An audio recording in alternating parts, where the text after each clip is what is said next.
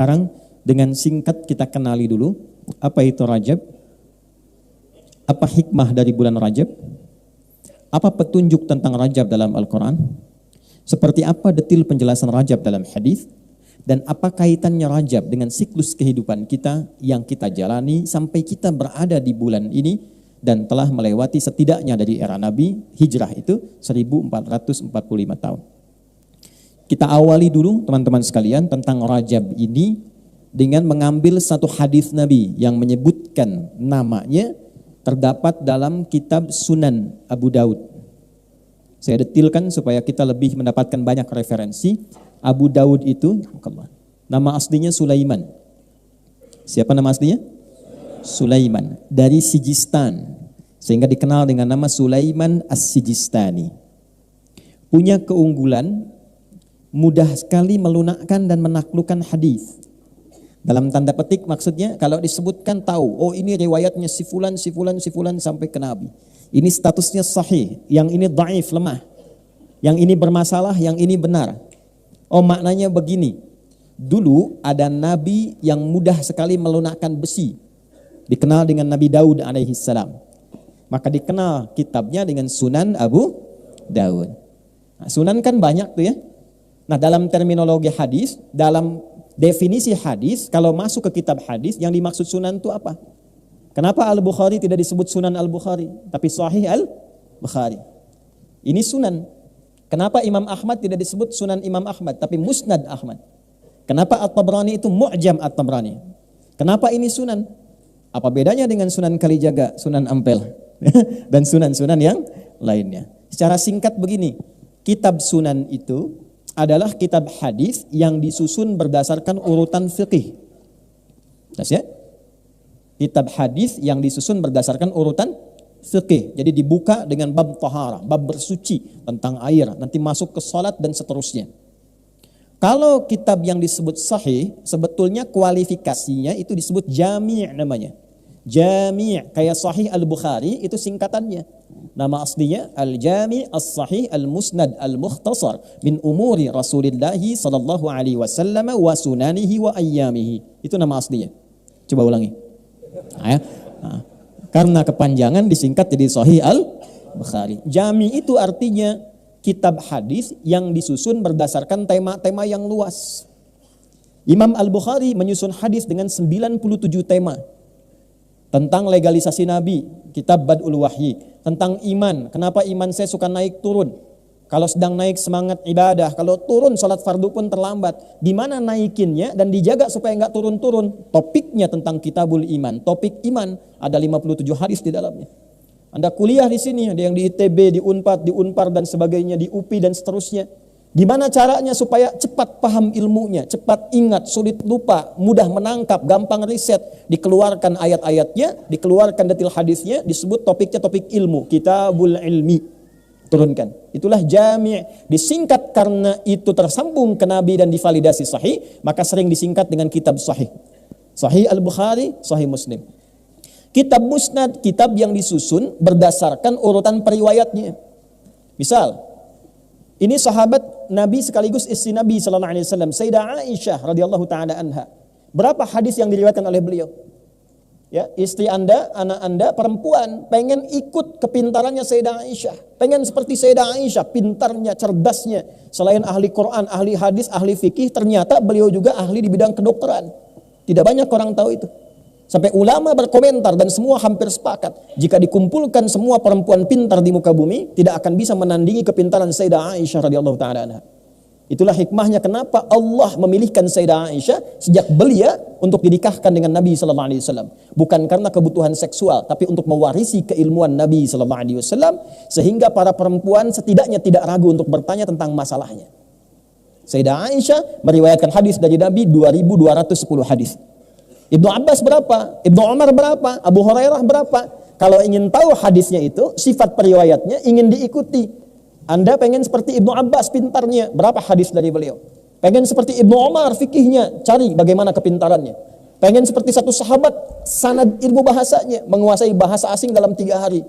Cek hadisnya. Maka nama kitab hadisnya Kitabul Musnad. Di antara kitab musnad yang populer, musnadnya Imam Ahmad bin Hanbal rahimahullahu taala yang hafal hadis kurang lebih 1 juta hadis. Kemudian kalau ingin mencari hadis, sekarang enak. Ada maktabah syamilah, ada Google, tinggal klik muncul. Dulu manual. Innamal a'malu binniyat. Nyari innamal a'malu di mana ditemukannya? Dicari huruf hamzah susun dari awal sampai akhir. Itu kitabul mu'jam namanya. Maka ada mu'jam yang paling populer, mu'jam At-Tabrani. Nah, yang terkait dengan kita di kitab Sunan Abu Dawud nomor hadis 1947. Ya, jadi hadis ini disampaikan pada kita 2 tahun setelah Indonesia merdeka. Indonesia merdeka tahun 1945. Ini nomor hadisnya 1940. Ah, itu gampang ingatnya begitulah ya. Awas. Sudah di bid'ah itu informasinya, tidak begitu ya. Ini untuk mudah menghafal saja. Periwayatnya, kalau beda nomor karena beda cetakan, periwayatnya namanya sahabatnya Abu Bakrah. Nama aslinya Nufai' ibnul Harith radhiyallahu taala anhu, diriwayatkan dari Nabi sallallahu alaihi wasallam, Nabi sallallahu alaihi wasallam bersabda. Saya sampaikan sabdanya. Qala Rasulullah sallallahu alaihi wasallam, "Inna az-zamana qad istadara ka hay'atihi yauma khalaqas samawati wal ard." Riwayat 1. Riwayat 2, yauma khalaqallahu as-samawati wal arda minha arba'atun hurum, 3 mutawaliyat, Dzulqa'dah, Dzulhijjah wal Muharram, wa Rajabun Mudhar alladhi baina Jumada wa Sya'ban. Rawahu Abu Dawud. Paham? Tidak. Inna az-zamana qad istadara ka hay'ati. Sungguh perjalanan waktu itu telah didesain oleh Allah Subhanahu wa taala akan mengiringi kehidupan kita dan dia akan konsisten berputar terus seperti itu.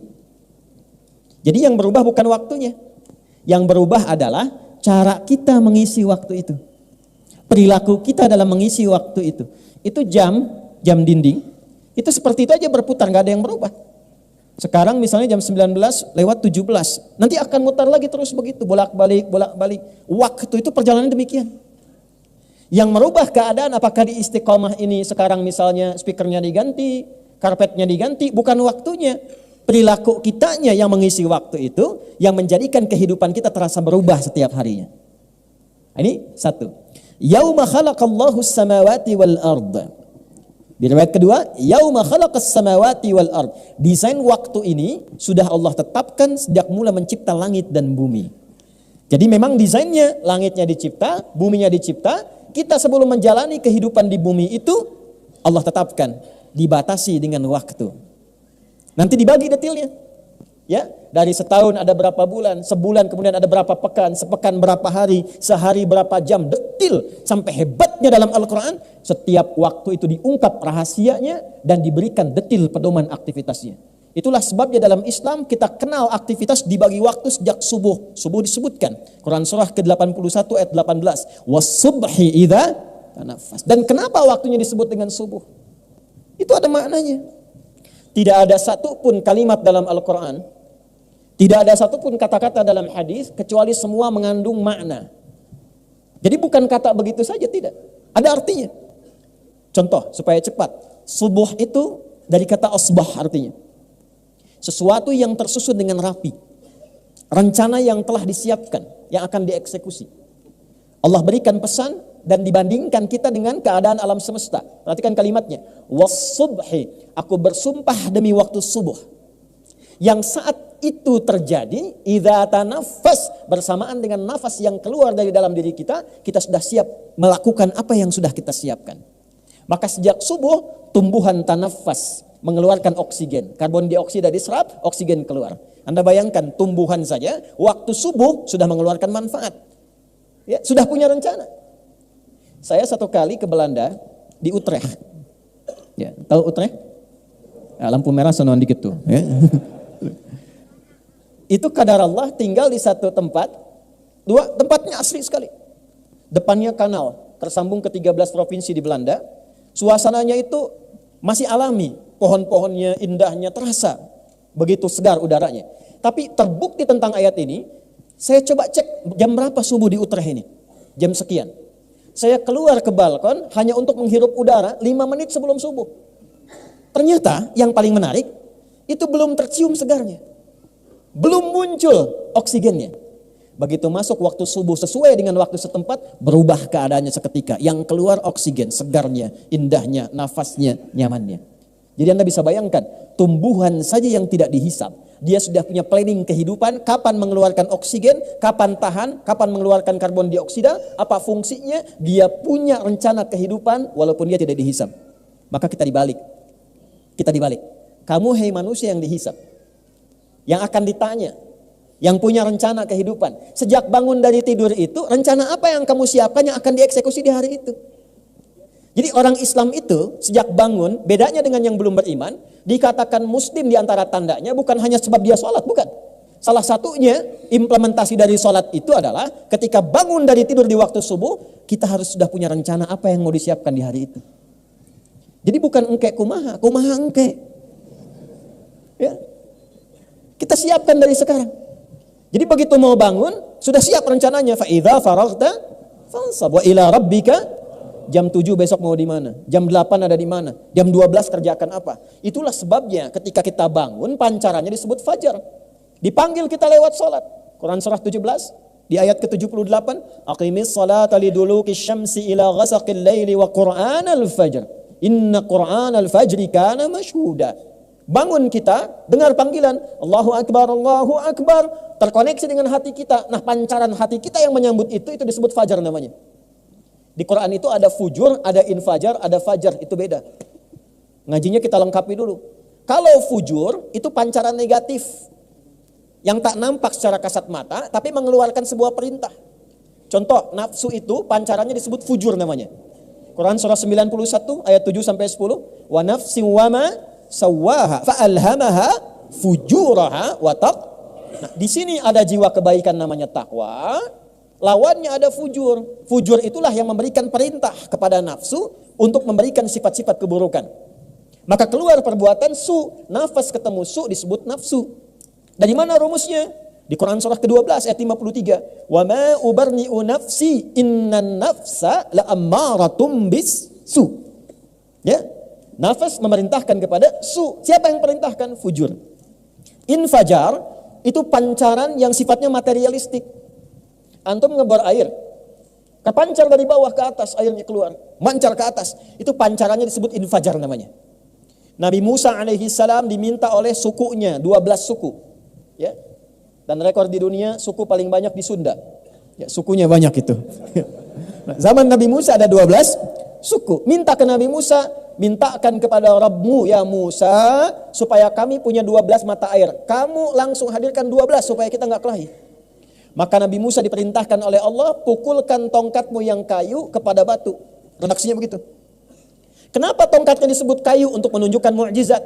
Tongkat kayu biasa dipukul ke batu. Kayu dengan batu kuat mana? Batu. Jadi kalau tongkat biasa dipukul ke kayu, ke batu, itu pasti patah tongkatnya. Tapi karena tongkat Musa mukjizat dipukulkan ke batu, terpancarlah dari batu itu keluar 12 mata air. Ketika terpancar itulah disebut oleh Quran dengan infajar. Quran surah kedua Al-Baqarah di ayat ke-60.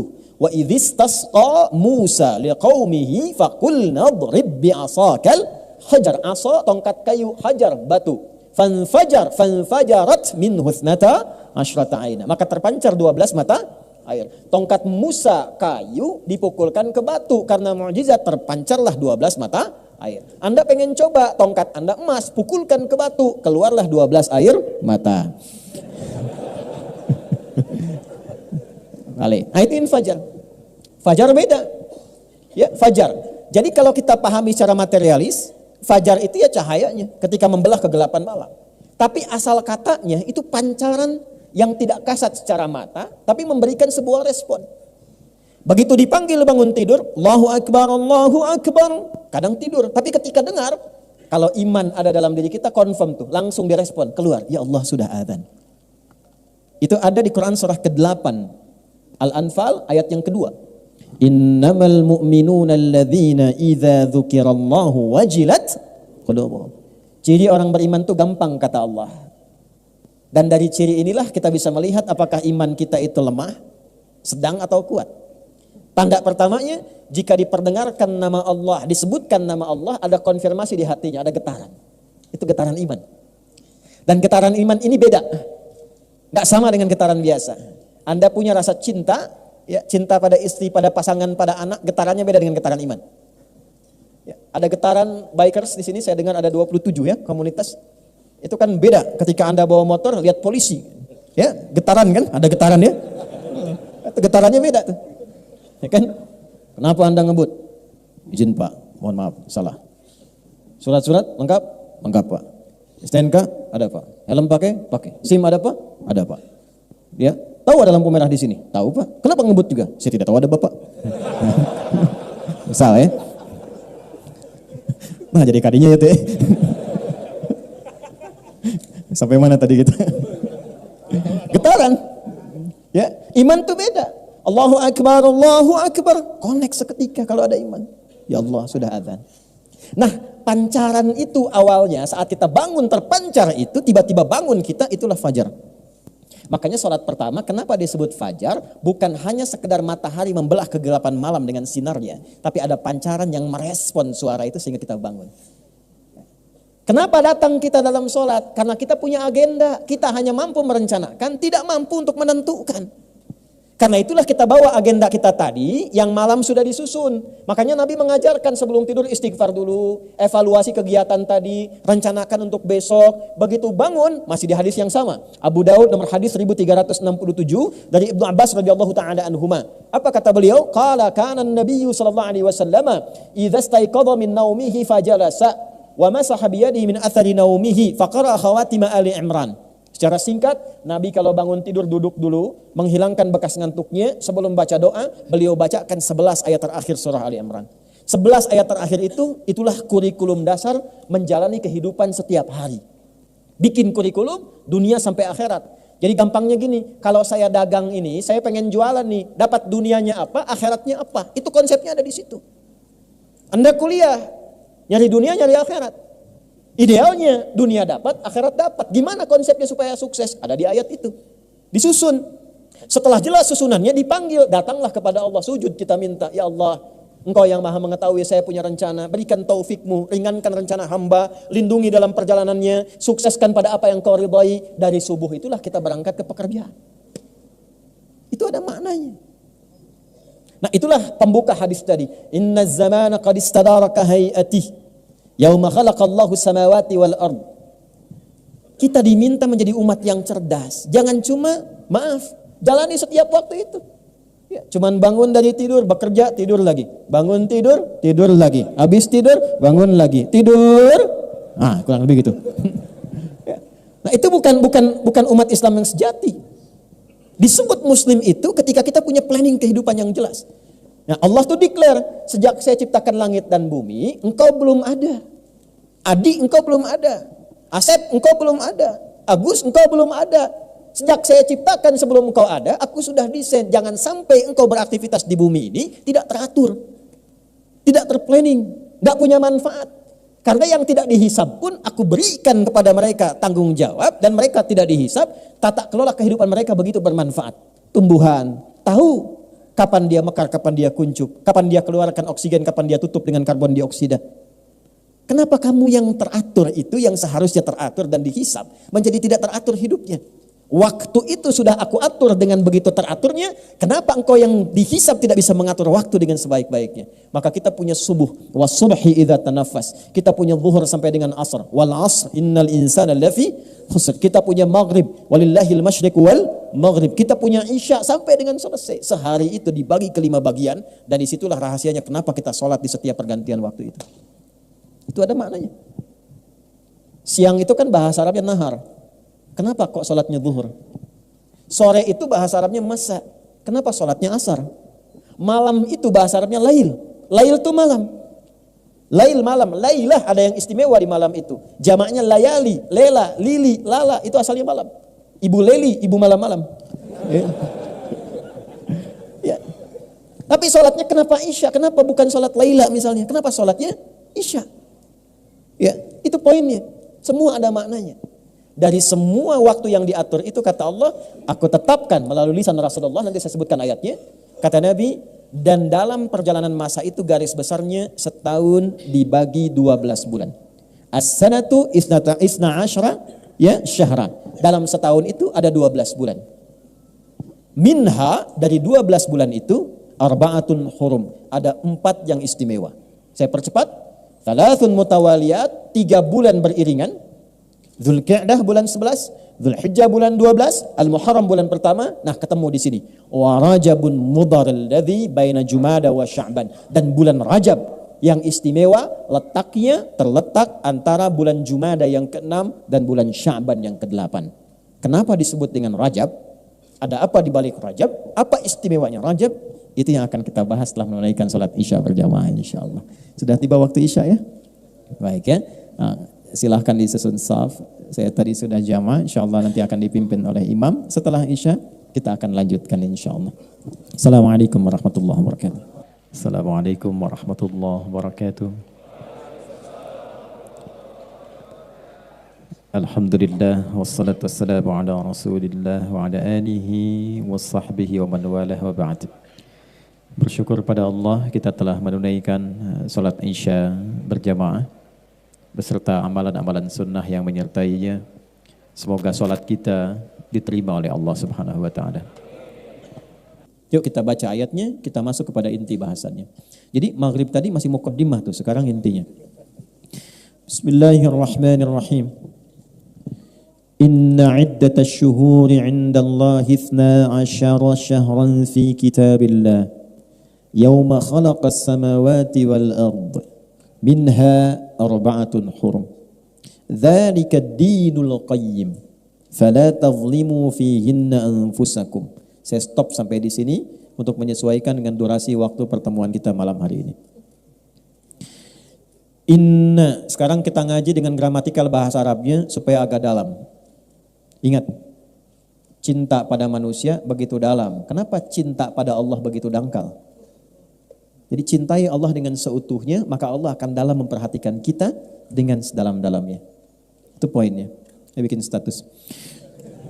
Inna harfu nasbin wa taukidin tansibul isma wa tarfa'ul khabara mabniyun 'alal fathi la mahalla lahu min al-i'rab.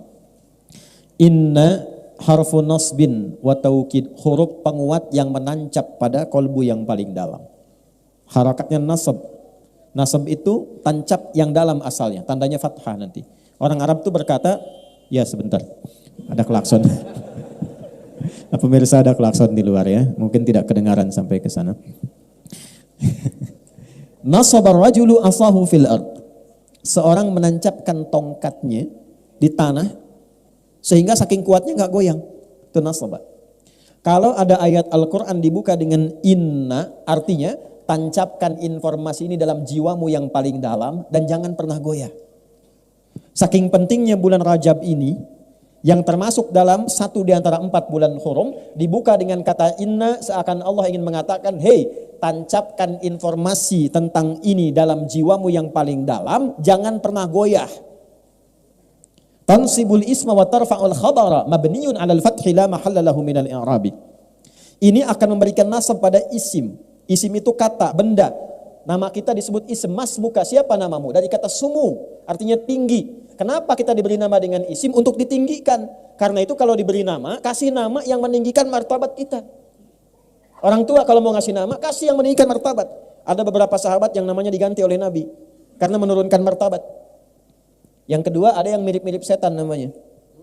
Betul, nanti lain waktu kalau kita ketemu lagi, kita ngaji fikih setan. Ya, apalagi makin malam makin asik tuh ngaji itu. Belum pernah dibahas kan fikih setan? Ya. Malaikat ada berapa? Yang tahu kan 10 kan?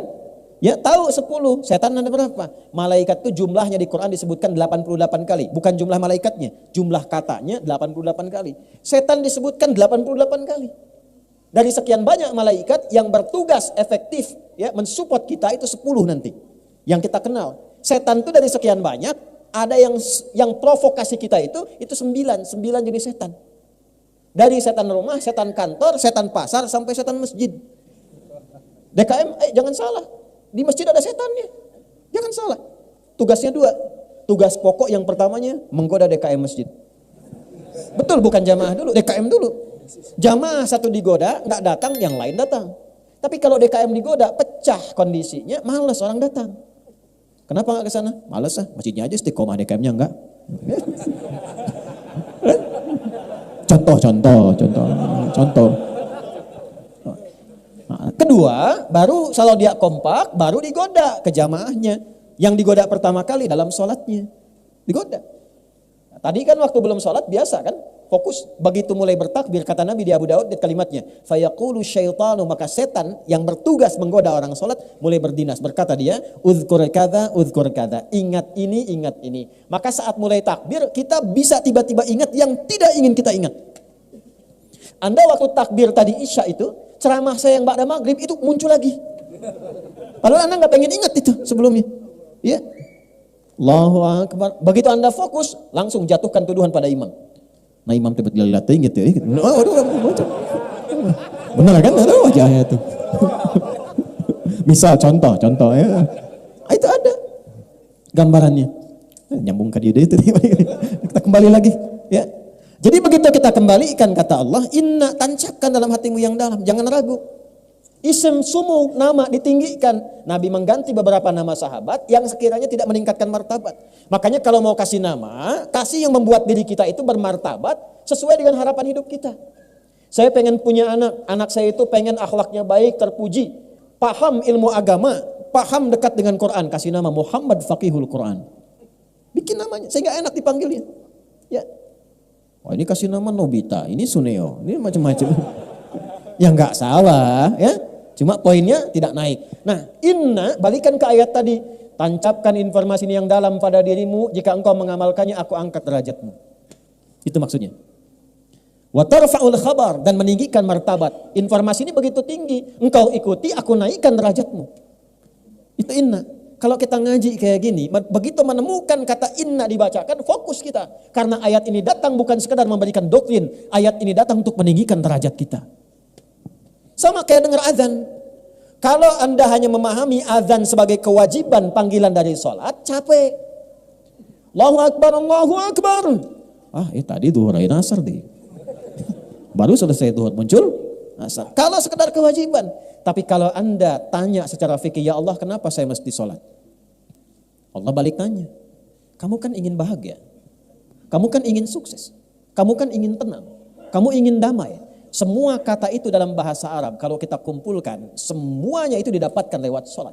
Bukankah saat sholat engkau merasakan kedamaian? Bukankah aku yang punya kesuksesan? Bukankah aku yang punya kebahagiaan? Bukankah aku yang punya segalanya? Tunduk, sujud padaku, minta aku berikan apa yang kau mohon. Wali abdi masa'al. Bahkan kalau dia baca Al-Fatihah, takbir, wudunya benar, takbirnya benar. Sampai Al-Fatihah, perhatikan hadis kutsinya. Hadza baini wa baina abdi. Ini perjanjian antara aku dengan hambaku. Wali abdi masa'al. Kalau hambaku benar dari awal sholatnya sampai kalimat ini, iyyaka na'budu wa iyyaka nasta'in, apapun yang dia minta sekarang aku kabulkan, kata Allah. Hadis qudsi. Makanya tidak ada satupun sahabat yang sholat di era Nabi kecuali hidupnya tercapai semua cita-citanya. Semua, yang bisnis makin kaya, yang pintar makin pintar dari segi ilmu, yang punya kedudukan makin tinggi, semua tercapai. Semua. Nah, semua kata itu kalau disatukan dalam bahasa Arab disebut falah namanya. Falah. Jadi kalau sukses saja, tapi belum tentu bahagia, itu fauz namanya. Fauz. Ya, fauzi, fauzan, faizah, faizin, faiz. Ada yang namanya faiz. Artinya orang yang diharapkan sukses dalam hidupnya. Walaupun belum tentu bahagia. Kalau dia itu diharapkan bahagia selama hidupnya, belum tentu sukses. Tapi bisa itu. Ya, tapi diharapkan bahagia, itu fariha. Orangnya farah. Sifatnya farhan, Muhammad Farhan, Farah Queen dan sebagainya, farah. Aku naon nih? Farah, bahagia, belum tentu sukses. Sok pilih mana ya? Kaya tapi gelisah atau miskin tapi tenang? Enggak ada pilihan ketiga, tong maksa. Hafal saya. Sukses tapi tidak bahagia atau bahagia tapi tidak sukses, sok pilih mana? Oh di belakang ibu-ibu mah tuh udah sukses dan bahagia. Alhamdulillah. Nah ibu bahasa Arabnya sukses dan bahagia namanya falah. Falahun. Di mana ada agama di muka bumi ini yang mensupport pemeluknya supaya sukses dan bahagia 5 kali sehari. Diperdengarkan di telinganya, dikeraskan didengar. 24 jam terdengar di semua tempat. Diperdengarkan di telinga. Telinga bahasa Arabnya disebut udhun, jamaknya disebut adzan. Dalam adzan diperdengarkan, hayya 'alas shalah.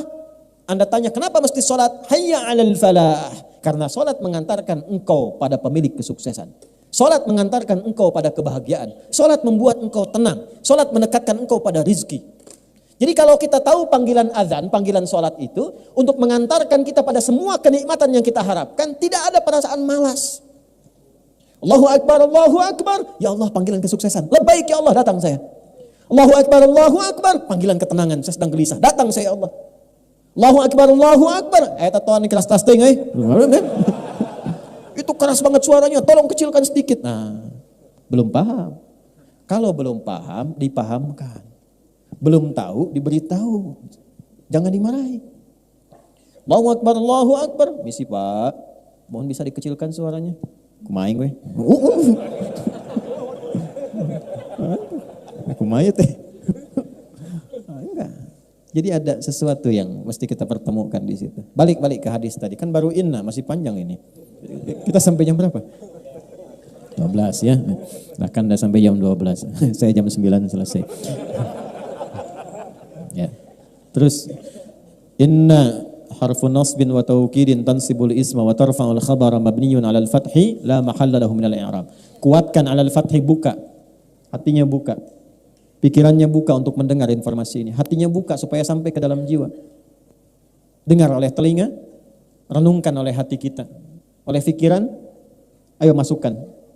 Direnungkan, masukkan ke dalam jiwa kita. Ya.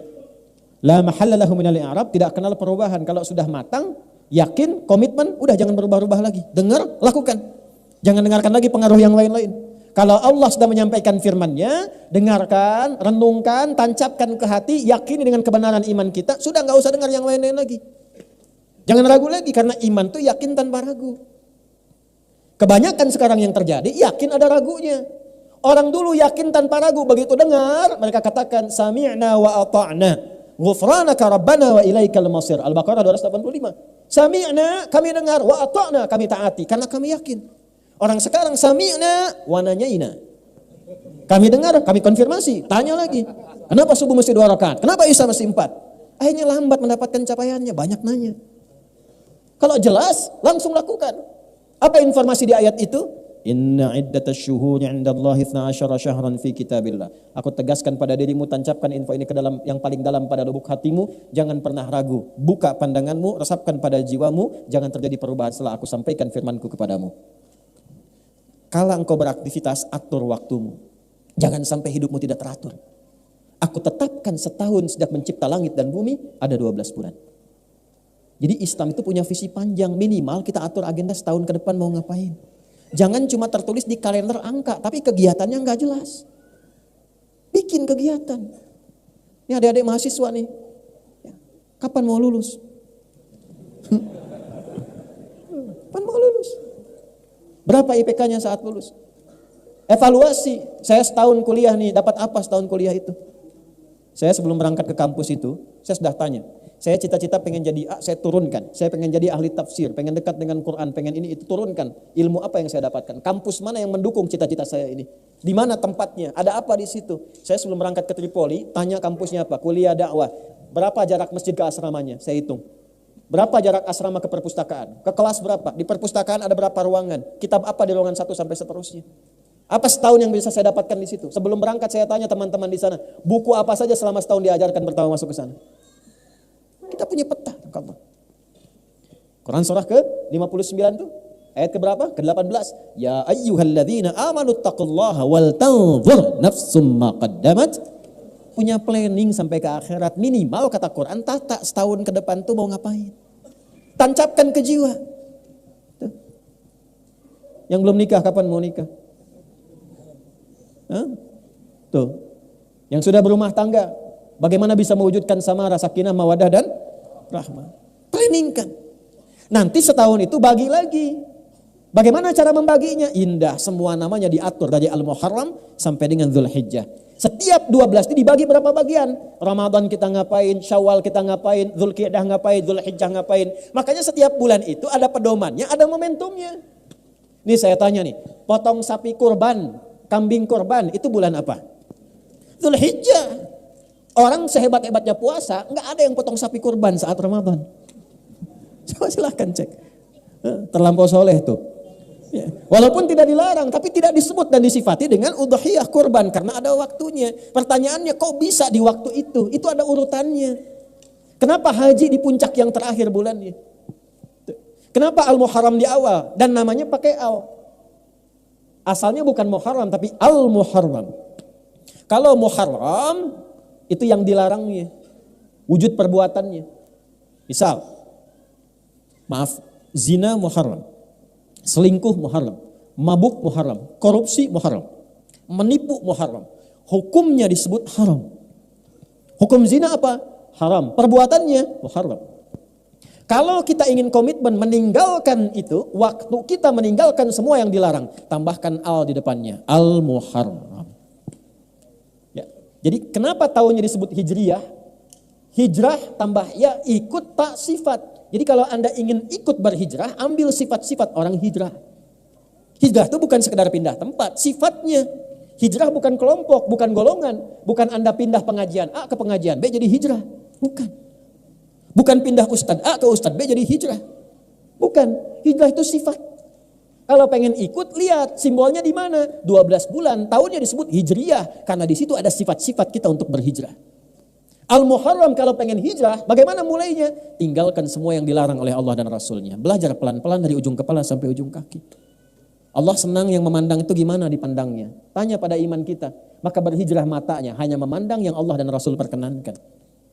Pandang. Nanti iman kita bekerja. Begitu kata iman kita nggak layak dipandang, otomatis dia berpaling. Ghaddul basar. Qul lil mu'minina yaghuddu min absarihim. Katakan pada pria yang masih punya iman, iman membimbing matanya untuk memalingkan dari apa yang nggak boleh dipandang. Lisan begitu, dikonfirmasi. Wasari'u ila maghfirah. Begitu dipalingkan, lisannya istighfar. Allahu Akbar. Tum keluar dari sini. Kan sekarang musim-musim videotron tuh. Ya? Baligo bergentayangan di mana-mana dan seterusnya. Begitu videotron, kelihatan. Oh ini ada gambar yang ada auratnya. Itu kalau imannya ada, langsung otomatis dipalingkan. Lisan istighfar, astagfirullah. Enggak telat tuh. Dan itu semua bersamaan. Jadi bukan lisannya istighfar, matanya enggak berpaling. Astagfirullahaladzim. Keterlaluan nih yang pasang videotron ini. Enggak punya iman nih kayak ini. Ya, nah itu. Tutup carang. Aduh. Itu gambarannya. Jadi semua bekerja. Itulah Al-Muharram, itulah hijrah. Kalau sudah seperti itu, nanti yang salah kosong, yang soleh naik. Ketika kosong yang salah, kosong itu bahasa Arabnya sifar. Sifatnya sofar. Sofar so good. Kalau sudah sofar pasti good. Catat tuh, bikin status. Ya, enggak, ini bukan ngarang-ngarang, balik lagi. Sofar nanti. Sofar itu asalnya penduduk Arab tuh keluar. Ya untuk berniaga dan sebagainya, sehingga kosong. Kosong Mekah seakan-akan penduduknya itu berkurang. Diambil di era Islam, ditransformasikan, dirubah maknanya sesuai dengan nilai syariat. Pertahankan namanya sofar, tapi ada kaitan dengan Al-Muharram. Begitu salahnya kosong, tumbuhlah yang soleh. Tumbuh itu namanya Rabiul Awal, tumbuh sifat-sifat baiknya. Kalau mau hijrah, tinggalkan yang dilarang. Ya, itulah konfirmasi Sahih Al-Bukhari. Dalilnya di mana? Di Al-Bukhari, Kitabul Iman. Ya, orang hijrah itu kata Nabi, meninggalkan segala yang dilarang. Meninggalkan semua yang dilarang, berpindah kepada semua yang diperintahkan. Begitu pindah, hilang semua yang buruk-buruk itu, yang salah jadi kosong, yang soleh muncul. Ya, maaf. Itu Rabiul Awal. Tapi kadang-kadang kan susah konsisten, istiqamah. Nggak mudah. Kadang ada godaan lagi, pengen ninggalkan riba, kejebak lagi. Ya kan? Riba yang offline ditinggalkan, yang online diikutin. Dulu pinjaman offline, sekarang pinjaman. Dulu judi offline, sekarang judi online. Tuh, dunia memang sedang tidak baik-baik saja. Sampai Zeus pun ikutan judi. Saya bingung benar-benar sekarang ini. Saya jalan Transformer minta-minta di jalan. Spiderman juga minta sumbangan. Itu kumaha dunia ini.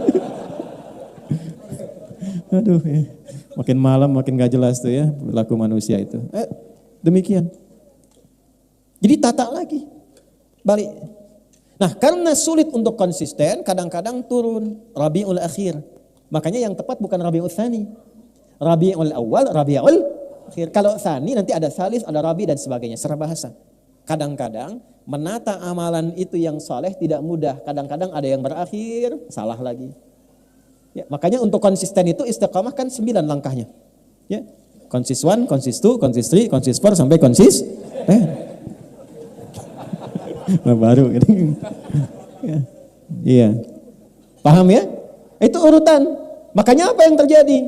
Begitu kemudian turun, datang lagi salah, maka muncullah bulan yang kelima, Jumada. Asalnya bukan Jumadi. Kalau Jumadi itu asalnya orangnya, sifat orang. Jumada itu musim kering, dulu gugur, musim gugur. Gugur. Ya. Jadi orang-orang itu kalau kembali lagi salah, maaf, nanti gugur lagi yang soleh-solehnya tadi. Makanya kalau susah, malas tahajud, malas sholat, malas baca Quran, cek. Quran itu amal soleh bukan? Sholat amal soleh bukan? Kalau amal soleh sulit dilakukan berarti ada yang salah yang masuk. Gampangnya begitu. Ketika seseorang salah, maka yang soleh gugur. Maka disifati dengan Jumada. Kering amal solehnya. Ya. Jumadal ula, tapi jangan putus asa sampai situ. Karena kesalahan pun adalah sifat dasar manusia karena punya nafsu dalam dirinya. Tapi bedanya dengan setan, manusia punya takwa. Lihat bedanya. Manusia punya sifat takwa dan nafsu. Malaikat cuman takwa saja, tidak punya nafsu. Makanya wajar malaikat itu sempurna, perfect kemuliaannya. Ya, gak pernah salah. Malaikat tuh gak kenal salah. Quran surah 66 ayat yang ke-6. La ya'sunallaha ma amaruhum wa yaf'aluna ma yu'marun. Malaikat gak kenal maksiat. La ya'sunallah. Gak ada maksiat. Ya, pernah dengar malaikat Jibril korupsi ayat? Gak ada. Ya, wa yaf'aluna ma yu'marun, dan bekerja sesuai tupoksi. Malaikat itu kawan teman-teman, itu ada yang kerjanya cuma tasbih, subhanallah, subhanallah. Enggak pernah terucap alhamdulillah, tasbih aja. Ada yang tahmid aja, alhamdulillah, alhamdulillah, terus dari kita belum ada sampai pulang kepada Allah, itu aja. Wa nahnu nusabbihu bihamdika wa nuqaddisu lak. Al-Baqarah ayat 30. Ada yang kerjanya sujud aja, enggak bangun-bangun. Insyaallah kalau Allah berkehendak kita masuk surga. Ya, nanti diperlihatkan tuh malaikat sujud nggak bangun-bangun.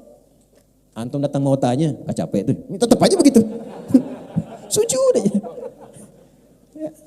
Begitu aja malaikat. Jadi kalau malaikat hebat, gak usah dipuji, memang bakatnya begitu.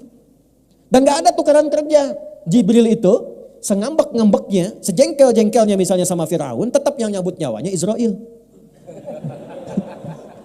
Tetap, gak ada tukaran kerja.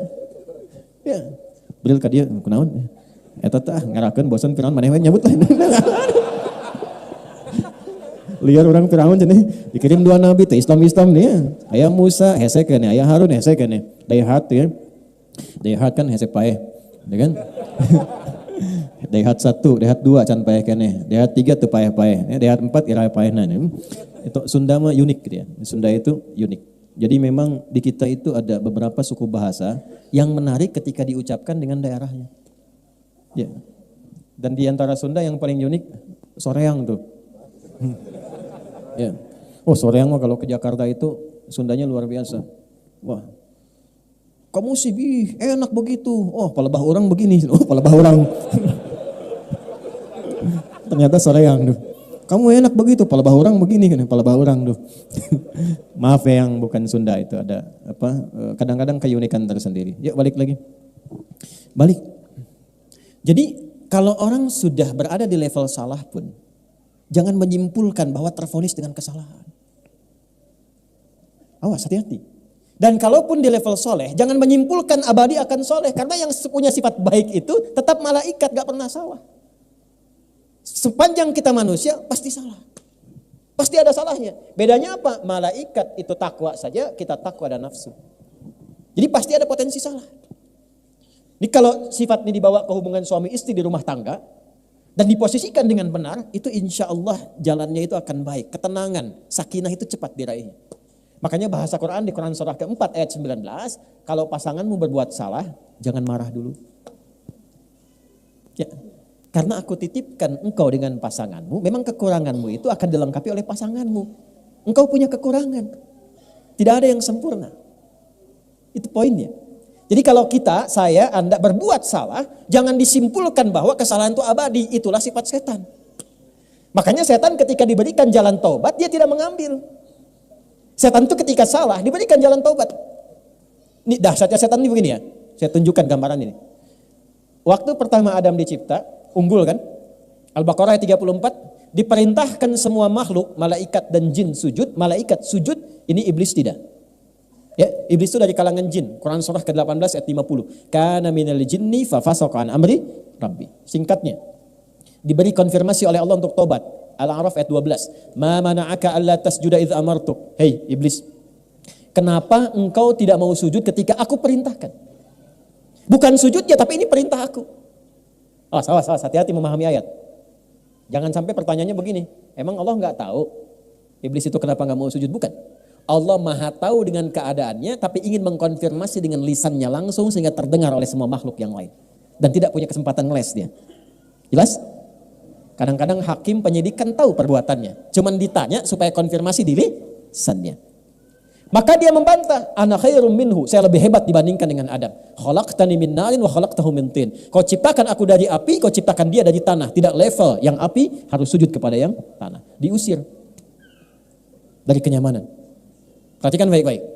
Diberi kesempatan tobat, tidak didapatkan. Adam, bapak moyang kita, manusia, nabi. Kita anaknya, keturunannya, Bani Adam, 7 kali disebutkan dalam Al-Quran. 7 ini menggambarkan 7 hari kehidupan kita selama sepekan, disebut Bani Adam. Makanya kalau kita ingin mengatur kegiatan sebagai manusia selama 7 hari, keluarkan kata-kata Bani Adam dalam Al-Quran, petakan. Lalu dibuat landscape kehidupan. Adam pernah salah. Ya, kita bertanya, kenapa Adam kan nabi, kok bisa diizinkan salah? Untuk diajarkan kalimat taubat kepada anak cucunya yang bukan nabi dan rasul. Mudah bagi Allah mengatakan, Dam jangan dimakan ya. Aku kan ingatkan kemarin tuh godaan setan aja. Tapi kenapa diizinkan lewat istrinya, kemudian termakan itu oleh keduanya, untuk menunjukkan risalah taubat bagi anak cucunya yang bukan nabi dan rasul, yang tidak terjamin dengan sifat maksum. Itulah sebabnya Al-Baqarah ayat 37, fatalaqqa Adamu mir rabbihi kalimatin fataba alaih. Maka Allah turunkan kalimat supaya diajarkan oleh Adam ke anak cucunya, kalau kamu salah baliknya begini. Jangan simpulkan selamanya kamu salah sehingga kamu mengakhiri kehidupan dalam kesalahan. Rasanya saya banyak dosa, nggak akan mungkin termaafkan, nggak akan mungkin dihapuskan. Rasanya sulit bagi Allah mengampuni dosa saya. Ingat, itu provokasi iblis yang pertama pada manusia yang berbuat salah. Jadi kalau ada orang menyimpulkan saya salahnya banyak, tak mungkin jadi baik, itu bisikan iblis yang pertama yang pernah dia dapatkan saat terusir dari rahmat Allah Subhanahu wa taala. Kita beda. Ada kisah di Nabi Musa. Nabi Musa itu gelarnya Kalimullah, yang diajak dialog oleh Allah. Iblis tahu dekat dengan Allah, datang ke Musa.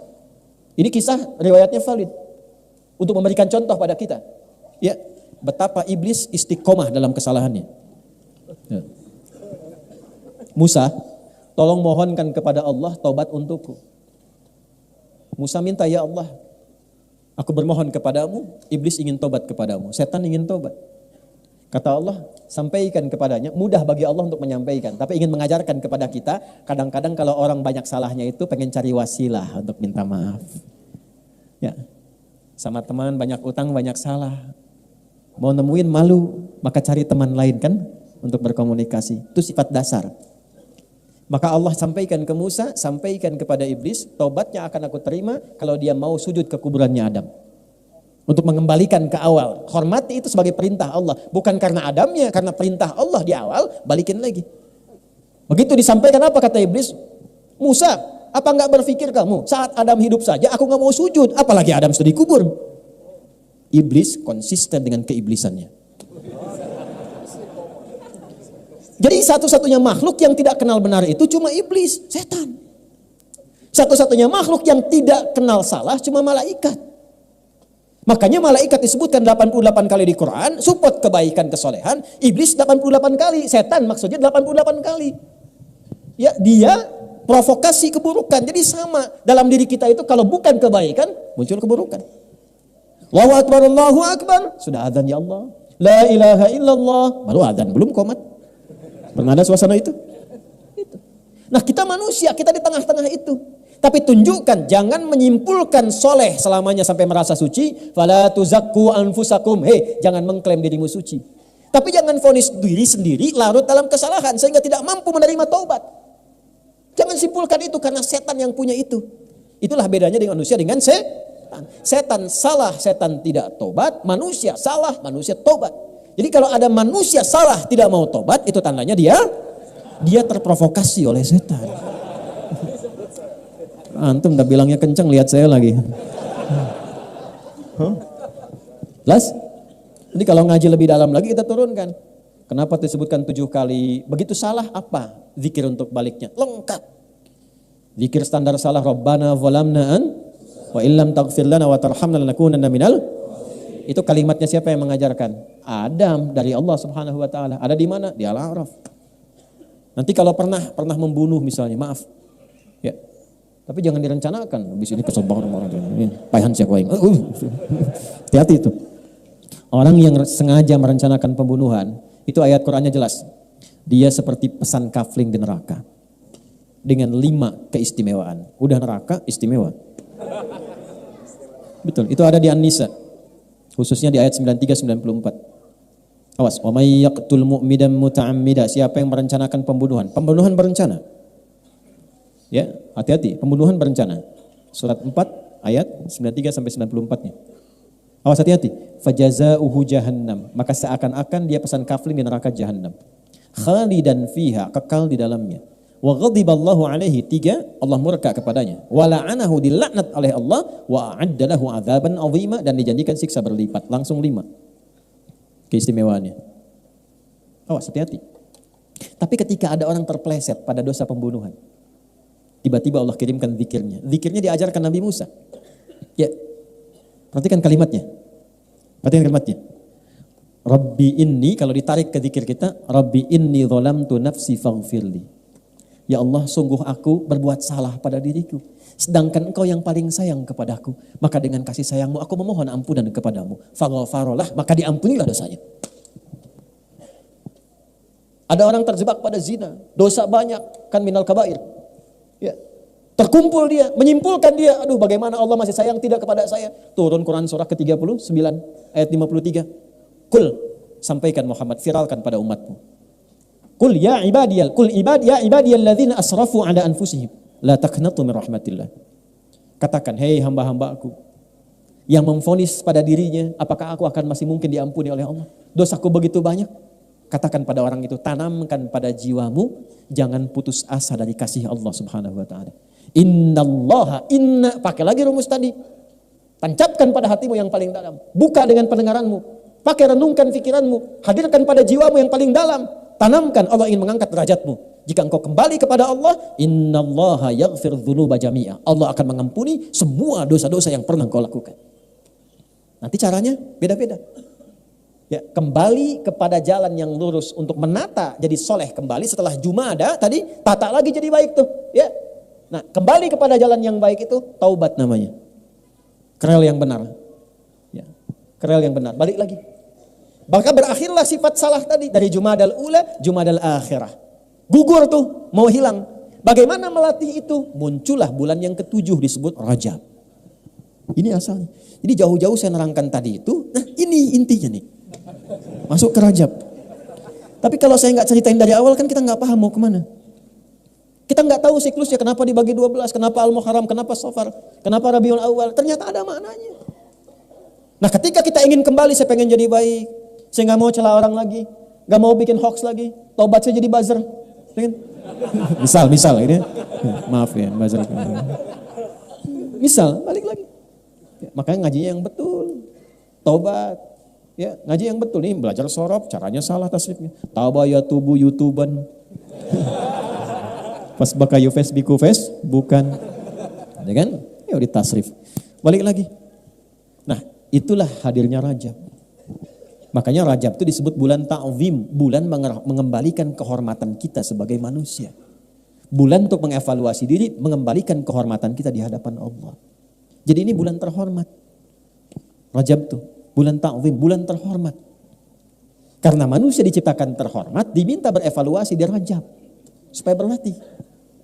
Balik lagi, kenali lagi. Maka apa yang dilakukan ini di bulan Rajab ini? Teruskan ayatnya tadi.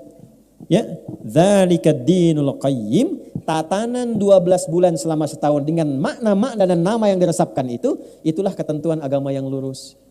Agama itu harus membimbing penganutnya, din itu harus mengarahkan penganutnya dengan benar, punya konsep yang bagus. Bahkan Quran menantang, kalau nggak percaya riset sendiri, pelajari sendiri.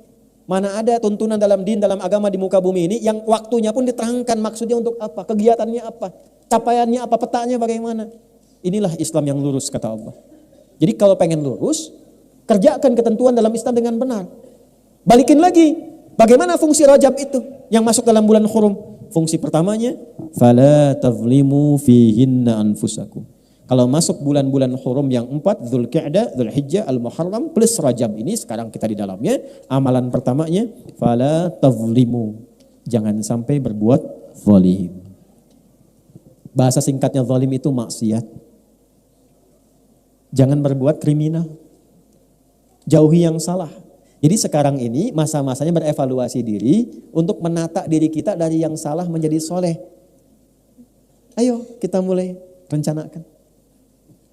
Jadi sekarang ini bulan terhormat. Karena itu komennya Ibnu Abbas radhiyallahu taala anhuma, pakar Quran yang diberikan legalitas oleh Nabi, jika ada orang catat kalimatnya, ini kalimat bukan dari saya tapi statementnya Ibnu Abbas. Pakar tafsir yang kepakarannya langsung mendapatkan legalitas dari Nabi. Turjumanul Quran gelarnya. Jika ada orang Islam yang sengaja berbuat maksiat di bulan Rajab. Maaf, bukan Rajab, di bulan Hurum. Dan Rajab termasuk di dalamnya. Jika ada orang Islam yang sengaja berbuat maksiat di bulan-bulan Hurum ini, maka dosanya dipandang 2 kali lipat oleh Allah dibandingkan dengan di bulan-bulan lainnya. Jadi kalau ada orang sekarang sengaja berbuat maksiat di bulan Rajab ini khususnya yang kita sedang berada di dalamnya, maka dosanya 2 kali lipat dibanding dengan hari biasa. Kenapa? Karena ini bulan terlarang untuk maksiat, lalu orang sengaja berbuat maksiat. Anda pimpinan di kantor, Anda katakan, hari ini spesifik, semua saya berikan satu larangan ya. Semua karyawan baik laki-laki perempuan, karyawan-karyawati, hari ini dilarang merokok semua. Ya. Tiba-tiba Anda temukan satu karyawan yang merokok. Dia melanggar itu, sengaja. Begitu ditetapkan dan dia sengaja melakukan itu. Kira-kira sebagai pimpinan responnya bagaimana? Oke. Nah, itulah dengan logika yang sama Ibnu Abbas menyimpulkan Allah membuat waktu evaluasi sehingga mencas kita kembali, mengembalikan kepada mode yang soleh, yang seutuhnya. Lalu dilaranglah di waktu itu untuk berbuat salah. Ada orang sengaja melakukan kesalahan, melanggar ketentuan Allah tadi. Di bulan latihan meninggalkan yang haram, dia sengaja mengerjakan yang haram. Maka dosanya 2 kali lipat dibandingkan dengan hari biasa. Saking tingginya kehormatan bulan ini. Maka yang pertama kita lakukan di bulan ini menebarkan kedamaian, ketenangan, persatuan, evaluasi diri. Kan 30 hari kurang lebih, 29 sampai 30. Dihitung sekarang udah tengah-tengah. Anggaplah tinggal 14 hari lagi misal, 2 pekan. Ya misal, kan sudah tengah-tengah sekarang. Ya kan? Alhamdulillah masih dapat materi ini di pertengahan. Coba kalau dekatnya di hari terakhir. Kan nunggu tahun depan belum tentu hidup kan? Maksud saya, coba 14 ini terapkan ke tubuh kita dulu, jangan tunjuk orang lain. Hitunglah dari mata dulu. Ya, sebelum mata ke pikiran dulu, kan di kepala ada pikiran, makanya tahallul. Coba biasakan setiap hari kita coba berpikir yang positif dulu, husnudzan kepada Allah. Mulai besok latihan pikiran dulu. Mau berangkat keluar, macet. Alhamdulillah ya Allah, Engkau hadirkan macet supaya aku bisa murojaah. Syukuri dulu. Ya, syukuri. Supaya tenang. Jadi begitu tenang, ana inda dhanni abdi, aku berdasar prasangka hamba-Ku. Nanti jiwa yang tenang itu melahirkan kreativitas yang cemerlang. Bikin status boleh ya. Jiwa yang tenang melahirkan kreativitas yang cemerlang. Kalau tenang itu keputusan gampang, pikiran nyaman. Kreativitas jadi banyak. Dari pikiran dulu. Ya. Anak tiba-tiba marah misalnya, balikin dulu ke diri kita. Saya memang salah ya, astagfirullah. Pelan-pelan, lihat lagi. Demikian. Tiba-tiba misalnya ada ketentuan dalam perusahaan, ya. Mohon maaf untuk hari ini gaji barangkali agak terlambat 3 hari.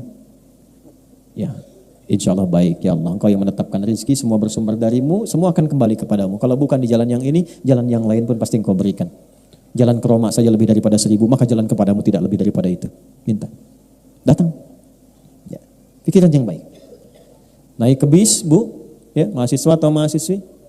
Ada orang tatoan, tangannya merogok kemudian ke kantong orang lain. Nah itu mah bukan husnudzon, copet itu. Nah, yang benar. Tata pikiran kita. Besok sehari. Nanti dari situ turun ke mata. Latihan, lusa. Supaya melihat yang baik-baik saja. Yang tak baik gak usah dilihat. Ya, nanti ukuran yang tak baik itu apa? Iman. Iman kita ngukur. Coba status dilihat, status orang lain diupdate, status diri sendiri nggak pernah diupdate. Cek. Nanti dari mata turun ke mulut dulu, langsung ke hati aja. Mata turun ke mulut, jangan langsung ke hati aja, langsung ke hati. Ke lisan, atur, bicara yang betul. Ya, kata-katakan yang baik. Rumusnya gampang. Man kana yu'minu billahi wal yaumil akhir falyakul khairan aw liyas. Itu semua pakai iman, Pak. Itu kepala pakai iman, mata pakai iman. Kullil mu'minin, kullil mu'minat. An-Nur ayat 30 sampai 31. Begitu turun ke lisan pakai iman lagi. Ya ayyuhalladzina amanu. Quran surah 49 ayat 11 sampai dengan 12. La yafraqu min qaum. Latihan jangan mencela. Jangan mencela. Mau pakai lisan, mau pakai tangan. Karena tangan itu konfirmasi lisan di era sekarang. Lisannya diam tapi statusnya tajam. Ya. Makanya wudu itu kan, wudu saat basuh tangan itu kan dari jari ke siku. Ya. Ilal marafiqi wamsahu bi ru'usikum kemudian wa arjulakum. Tapi sebelum itu apa? Wa aydiyakum ilal marafiq, tangan sampai siku. Ayatnya tidak mengatakan siku ke tangan. Walaupun sah saja begini wudunya sah. Tapi yang terbaik dari tangan ke sini. Karena di wudu itu ada risalah taubat. Habis wudu doa kita itu asyhadu an la ilaha wa asyhadu anna muhammadan Allahumma ja'alni minat. Ya Allah, jadikan aku orang taubat. Apa hubungan wudu dengan taubat? Karena saat wudu itu kita bertobat dari perbuatan-perbuatan anggota tubuh kita yang sering digunakan. Makanya yang dibasuh, yang diusap, itu bagian tubuh yang dipakai interaksi. Kenapa tangan itu rahasianya sampai ke siku, dari jemari ke siku begini. Ambil airnya, tuangkan, basuh ke sini. Begini pun sah. Tapi kalau mau ingin meresapi, dari sini ke sini. Kenapa? Karena yang sering digunakan berbuat maksiat yang ini. Antum kalau pasang status kan pakai ini, bukan pakai ini. Ya kan? Ini ada doanya. Ya, makanya kalau ingin nanti di akhir saya tutup dengan itu tuh. Ya, dari kepala kemudian ini sampai ke lisan. Man kana, konfirmasi dari Nabi. Man kana yu'minu billahi wal yaumil akhir. Siapa yang masih merasa iman, iman kita dipertaruhkan. Siapa yang masih merasa iman pada Allah, artinya yang melanggar ini imannya dipertanyakan kepada Allah. Wal yaumil akhir, dan dengan imannya dihisab di hari kiamat, falyakul khairan aw liyasmut. Maka coba berlatih lisannya berkata yang baik. Tak mampu diam. Ya, hari keberapa tuh? Ketiga, latihan lisan. Kata yang baik. Damang, alhamdulillah. Mereka mana? Ke payun. Yang tenang. Begitu mau marah, bang. Yang baik aja. Nanti begitulah sampai dengan ke kaki. Kalau bisa dilakukan sampai ke kaki, maka berubahlah menjadi hamba Allah yang punya sifat kasih yang dalam. Jadi kalau ini sudah baik, pasti sifatnya berubah jadi baik. Rasa kasih, kelembutan, kebaikan, rasa penyayang, maka berubahlah namanya menjadi ibadur rahman.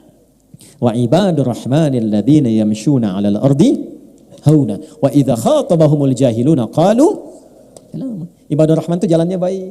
Kalau ada yang provokasi, didoain. Gitu. Ya, enggak bertengkar. Kan sama-sama beriman, kenapa beda pilihan mesti mencela? Merendahkan orang. Kenapa? Kan sama-sama beriman. Calonnya muslim semua. Kenapa saling menjatuhkan? Kenapa nggak kita doakan? Masing-masing punya pilihan, tapi jangan sampai perbedaan itu menjadikan terpecah belah. Saling memusuhi. Kok dari teman jadi musuh? Untuk apa yang mau didapatkan dari semua itu? Istighfar, akhi. Istighfar, koreksi diri baik-baik. Ini waktunya kita berlatih mengevaluasi diri. Bulannya Rajab. Saya kemarin ingatkan kepada kalangan elit tuh, hati-hati bulan Rajab. Ya, jangan sampai membuat sesuatu yang tidak baik, nyogok, korupsi. Saya tidak sepakat dengan kalimat ambil uangnya, tinggalkan partainya atau tinggalkan orangnya. Itu nggak benar, kurang sempurna. Kalimat yang tepat berdasarkan hadis itu, jangan ambil uangnya dan tidak perlu pilih orangnya. La'anallahu rashi wal murtashi. Dan riwayat lain, la'an rashi wal murtashi. Kalimat pertama, hadis riwayat Abdullah bin Amr bin As radhiyallahu taala anhuma. La'anallahu rashi wal murtashi. Konfirmasi dari sahabat Abu Hurairah, la'anallahu rashi wal murtashi fil hukmi.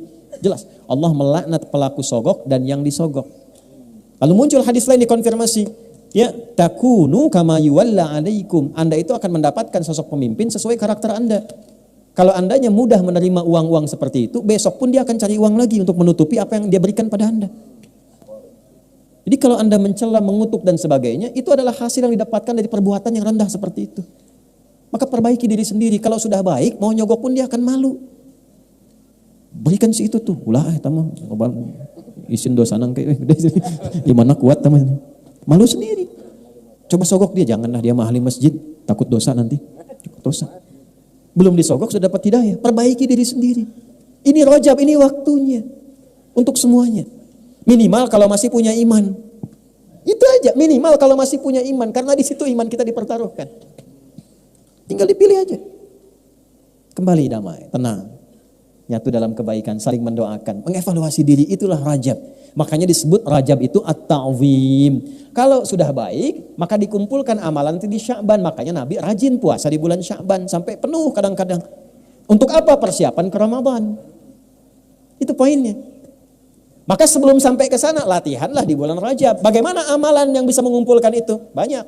Salat tambah. Karena fungsi salat itu yang paling pokok itu merubah kita jadi orang baik. Quran surah 29 ayat 45, innas salata tanha 'anil fahsya'i wal, sumber keburukan cuma dua, kalau bukan fahsya pasti mungkar. Fahsya itu maaf sumbernya dari nafsu syahwat. Maaf sekali, zina, selingkuh, LGBT, ya, pornografi, porno aksi dan seterusnya itu fahsya. Jadi tidak mungkin ada orang sholat berbuat fahsya, itu mustahil. Mustahil. Kecuali sholatnya cuma sekedar formalitas dan tidak benar menunaikannya. Kedua mungkar, semua yang diingkari oleh hati kita. Sumbernya dua, nafsu perut dan akal. Mencuri mungkar, makanya saat dicuri hati kita ingkar. Ya, cek ya, tapi jangan dilakukan, ngecek aja. Jangan dilakukan, awas disclaimer dulu nih. Ya. Jangan dilakukan, cek aja. Keluar dari sini, iseng-iseng pakai sendal orang lain. Ya. Bukan diteruskan, bukan. Ya. Ini untuk ngecek iman aja, ngecek iman, ngecek fitrah. Begitu Anda pakai alas kaki orang lain, hati Anda pasti akan berkata, itu bukan punyamu. Itu konfirmasi. Karena fitrah iman itu selain fitrah spiritual, fitrah cenderung pada kebenaran. Itu yang dimaksud tanha 'anil fahsya'i wal mungkar, itu yang diingkari oleh hati. Hati kita ingkar, nolak itu. Tapi kalau ini nggak berfungsi, dia tetap berkata, jangan, itu bukan punya kamu. Yang kamu, ada yang lebih bagus lagi itu tuh, kalau bisa yang itu. Nah, yang bisa mencegah itu dan menghilangkannya, sholat amaliyahnya. Kalau sholatnya benar, khusyuk. Makanya tambah. Ya, jangan hanya di fardunya, tambah sunnahnya supaya merasakan kenikmatan. Latihan tahajud. Ya. Dua, Quran itu menjaga kita. Insya Allah kalau yang gelisah ya, sedang punya masalah, daripada bikin status di tempat yang tidak jelas, buka mushaf, ambil wudhu, buka mushaf, ngadep kiblat. Itu baru buka mushaf saja ada ketenangan tertancap di jiwa kita. Yang paling dahsyat dari Al-Quran, perhatikan ini, Anda buka secara acak bisa keluar ayat yang sesuai dengan perasaan dan keadaan Anda. Dahsyatnya Quran. Ya, satu salat, kedua apa? Quran. Ketiga, jaga wudhu. Wudhu dari ujung kepala sampai ujung kaki terjaga. Nah, kalau ingin melakukan satu amalan yang sekali dikerjakan semua itu ikut, yang soleh naik, yang salah turun. Satu rumusnya. Dan ini amalan penutup yang saya sampaikan di malam ini. Ini rahasia ya antara kita aja nih. Ya. Amalannya asyam. Apa amalannya? Ya, asyam, bukan asyap. Asyam. Siapa ini? Asyam. Puasa. Puasa. Karena puasa itu unik. Puasa itu saat yang bersamaan bisa menaikkan amal soleh dan menekan amal salah. Orang kalau tidak puasa, maaf ya, sekali lagi maaf. Ada orang minta di depan mata belum tentu dikasih. Tapi saat puasa, jangankan yang minta di depan, yang gak ada dicatat. Ramadan datang, berapa yatimnya, berapa fakirnya. Jangankan yang fardu, yang sunnah dikerjakan. Ketinggalan sunnah bisa gelisah. Tapi tidak puasa, biasanya santai saja. Dan hebatnya puasa bisa menekan amal salah. Itu koruptor kalau puasa, libur dulu. Kok tumben gak aktif? Gak aktif. Ya, takut batal puasanya. Takut batal. Ya, bahkan pemarah itu bisa tenang saat puasa. Buka bu, jam 6:15. Jam 6 pas ada tetangga provokasi. Dia diem aja. Istrinya bingung, biasanya marah, bapak kenapa enggak? Istrinya tanya, Pak tumben gak marah? Ntar habis maghrib. Habis maghrib. Ntar habis maghrib, tahan dulu, habis maghrib lupa. Semakin lupa daripada ngurangin pahala gitu ya. Jadi puasa itu unik, membuat kita lebih soleh, mengecilkan yang salah. Itulah sebabnya para ulama mengusulkan kalau Anda ingin berlatih menjelang ke Sya'ban, menjelang ke Ramadan, di Rajab itu manfaatkan sifat puasa pada bulan hurumnya. Makanya hadis yang mengikat puasa itu bulan hurumnya. Ya, hadisnya banyak tentang puasa di bulan hurum. Jadi boleh dilakukan di Dzulqa'dah, di Dzulhijjah, asal bukan di tanggal-tanggal yang kita berid di situ. Ya. Kemudian Al-Muharram dan juga di bulan Rajab. Kalau belum pernah melakukan, gampang. Jangan dulu paksakan banyak. Senin dulu. Senin sudah enak, tambahkan Kamis. Kamis sudah enak, konsisten, Ayyamul Bid. Cuman sayang udah lewat. Tadi terakhir, ya. Tapi kan masih ada Senin besok. Lusa ya, Senin. Nanti itu sudah enak, boleh latihan puasa Daud, berlatih. Ya, puasa Daud sehari puasa sehari tidak. Senin puasa, Selasa, Rabu puasa, Kamis. Nah ini rumus ya, kalau sudah puasa Daud, maka hukum sunnah yang di bawahnya diikutkan pahalanya pada Daud. Misal Anda suka puasa Senin Kamis, dapat pahala. Sudah rutin Anda naikkan levelnya ke Daud. Senin puasa, Selasa tidak, Rabu puasa, Kamis. Ketika Kamis Anda tidak puasa, pahala puasa Kamisnya tetap dituliskan sempurna. Dalilnya idza maridal abdu aw safar kutiba lahu mithla ma kana alaihi muqiman sahiha.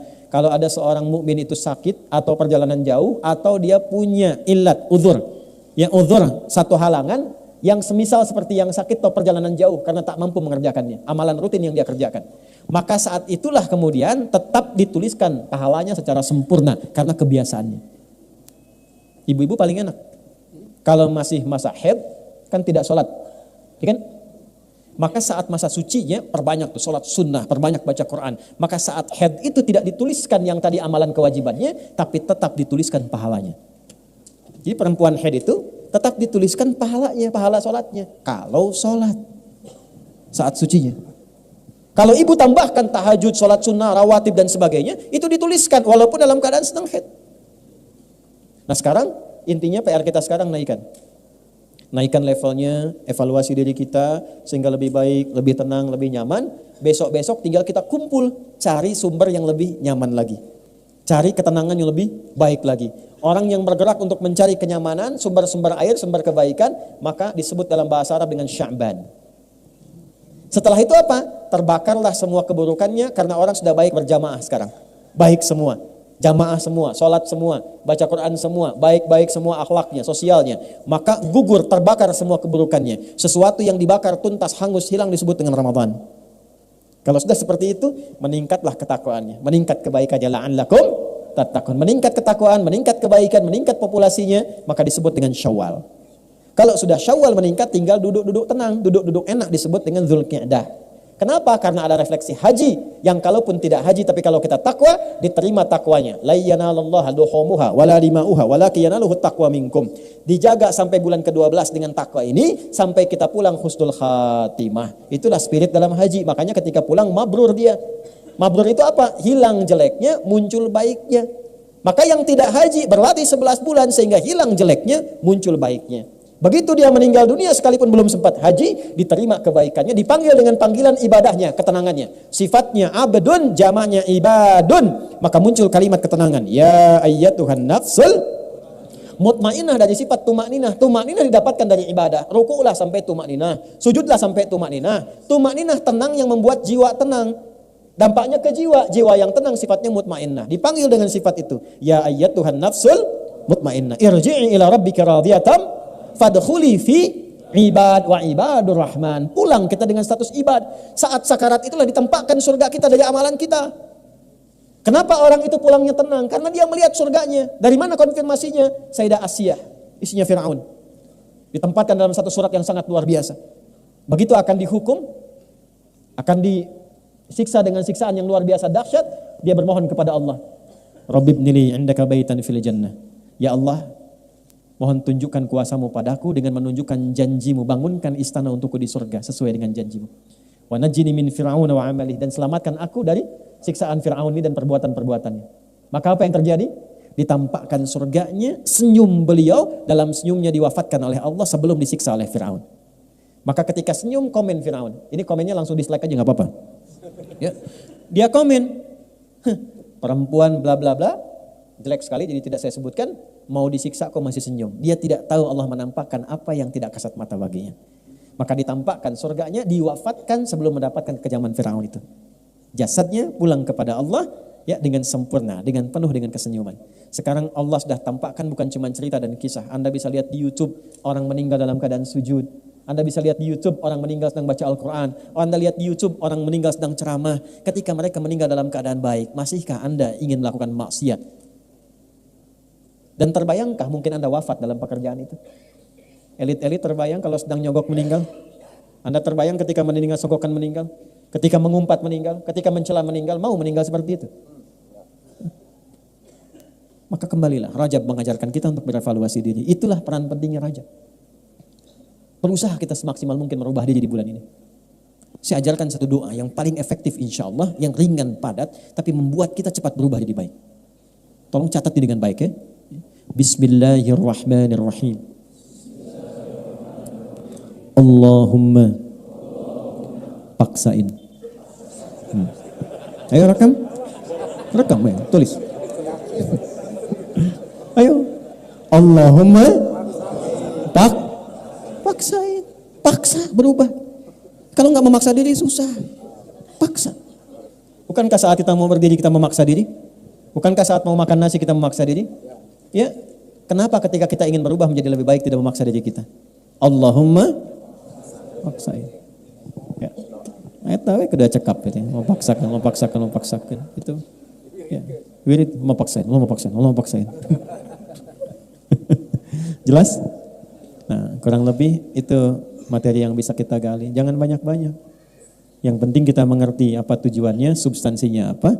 Yang penting prakteknya. Itu poin yang paling besarnya. Alhamdulillah, segala puji hanya milik Allah Subhanahu wa Ta'ala yang telah memberikan kita kesempatan untuk menyimak ceramah yang penuh berkah ini. Kita baru saja mendengarkan penjelasan dari Ustaz Adi Hidayat tentang keistimewaan bulan Rajab yang merupakan bulan yang sangat terhormat dalam Islam.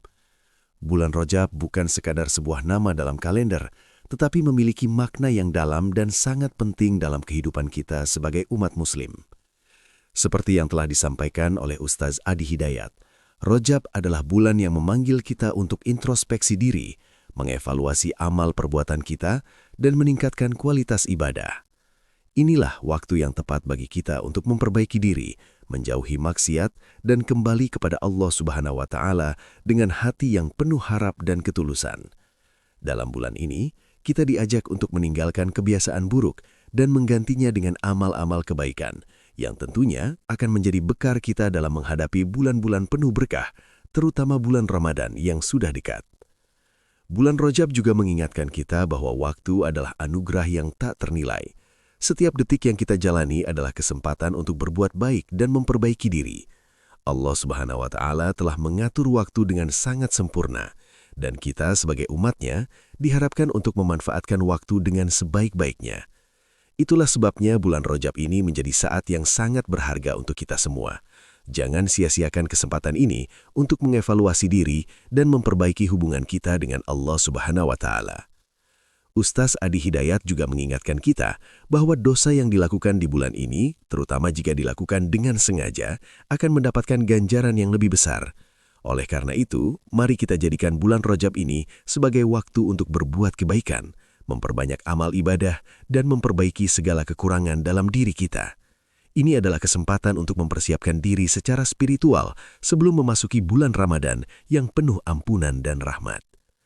Semoga kita semua bisa mengikuti jejak kebaikan yang telah disampaikan oleh Ustaz Adi Hidayat, dan semoga setiap langkah yang kita ambil dalam kehidupan ini senantiasa mendapat berkah dari Allah Subhanahu wa Ta'ala. Jangan lupa, seperti yang diajarkan oleh Ustaz, mari kita terus memperbaiki akhlak dan ibadah kita, agar hidup kita selalu berada dalam lindungan dan hidayahnya.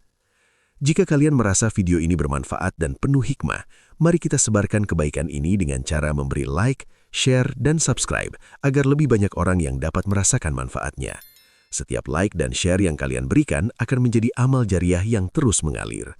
Jangan lupa juga untuk menuliskan doa terbaik kalian untuk Ustaz Adi Hidayat di kolom komentar. Semoga Allah Subhanahu wa Ta'ala senantiasa memberkahi beliau dengan kesehatan, kebahagiaan, dan keberkahan dalam dakwahnya. Semoga Allah juga memberi kita kekuatan untuk selalu beramal dengan ikhlas dan istiqomah. Terima kasih telah menonton video ini hingga akhir. Semoga apa yang telah disampaikan dapat memberikan pencerahan dan motivasi bagi kita semua untuk menjadi pribadi yang lebih baik. Mari kita terus berdoa agar Allah Subhanahu wa Ta'ala memberikan kita hidayah dan taufiknya dalam setiap langkah hidup kita. Wassalamualaikum warahmatullahi wabarakatuh.